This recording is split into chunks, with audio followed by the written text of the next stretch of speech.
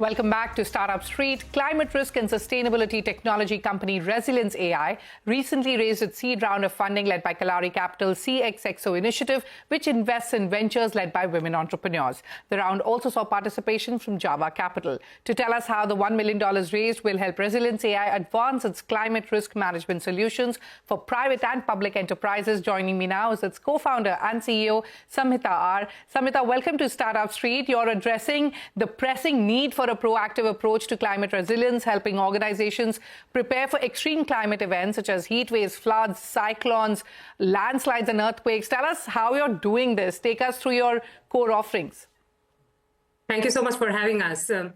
Climate is complex, and what we are doing is we are bringing science, technology, and most importantly, built environment in the conversation. So what are these three things?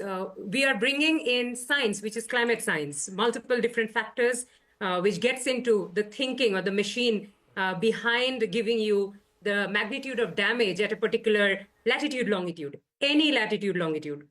We're bringing in technology by using an advanced stack of AI/ML process automation.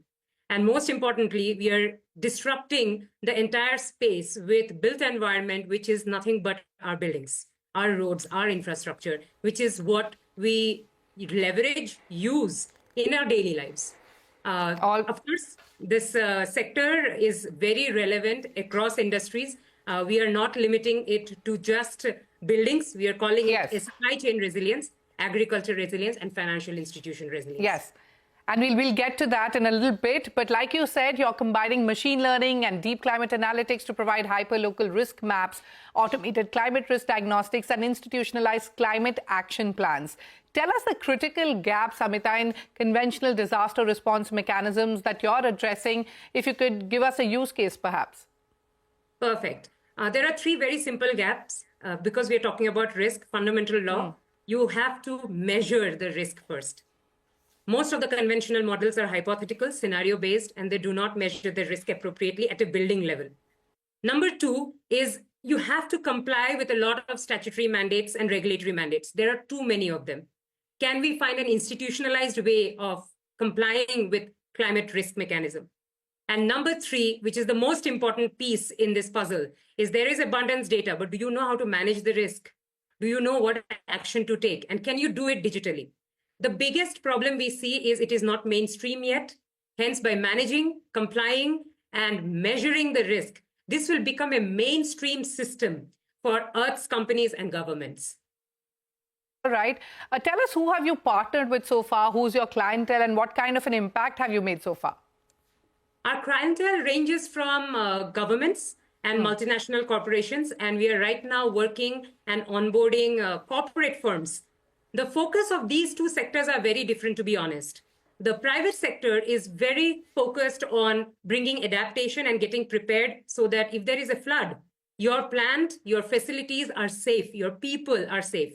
Whereas when we see it for the government, they want to minimize the cost of inaction that happens in terms of investment when a flood happens. After flood happens, relief and recovery and the entire infrastructure redevelopment is both a time-consuming and cost-intensive effort from the government.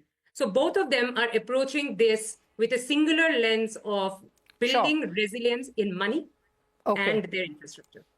All right, let's quickly talk about the seed round. You plan to use the funds to focus on application in key segments like you touched upon earlier, supply chain resilience, ESG compliance, and the physical risk baseline by banking and financial services.